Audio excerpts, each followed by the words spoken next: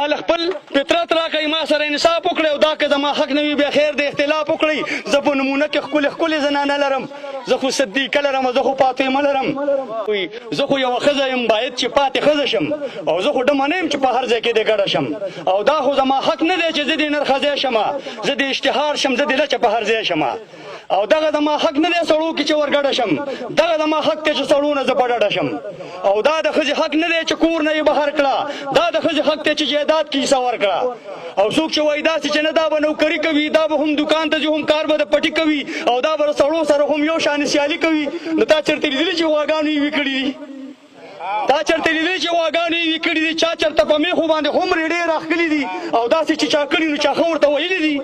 داسې چې څوک وایي چې د ښځه د سړي په شان دغه سړی ښکاري ما تاسې د وایي په شان داسې چې څوک وایي چې د ښځه د سړي په شان دغه سړی ښکاري ما تاسې د غویي په شان او زه چې نوکرۍ لزم دا ما سره زیاتې به وي ما سره په ګېډه یا په غېږ کې یو بچی به وي او بیا چې کور ته راشم نو د کور اخلی پخلی به وي نو دا خو زه ازاده نه شم دا خو زه راګیره شم دا خو زه ازاده نه شم دا خو زه راګیره شم دا خو د اسلام او د پښتو د حد نه تېره شم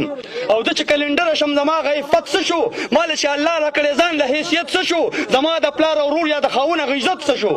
ما نه چې ځان خیر شولو نو ځکه دومره سپکه شوم زه خو پاس اسمانو مو اوس پو د لاندې ځمکه شوم او ما له خو الله داسې ځانګړی خوی راکړی و زه چې لا وړوم ما پړونه په سر کړی و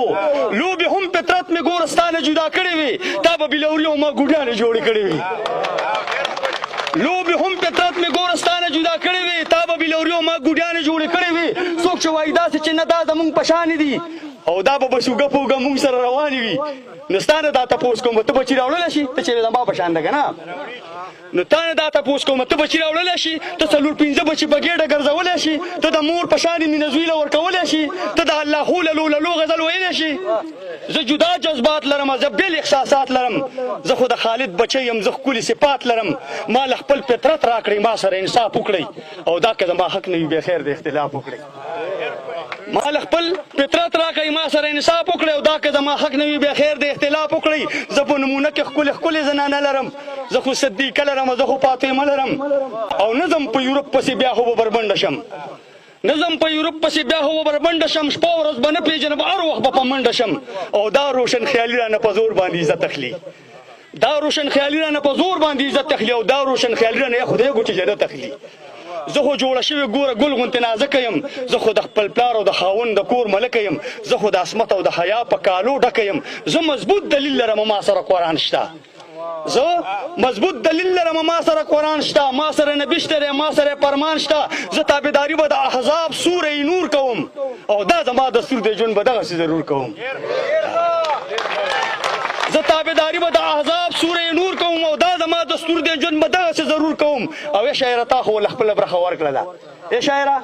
تا خو له خپله برخه ورکړله تا د خپل قلم په زور خبره را بهر کړله اوس د هر چا خوښه ده چې کم طرف ته مخه کړي ځان له په دې دوو لارو کې یو لاره دې خوښه کړي او ډېرو لیونو کې روغ سړی به لیونی ښکاري ډېرو لیونو کې روغ سړی به لیونی ښکاري او دا نظم انور به ډېرو خپوازغی ښکاري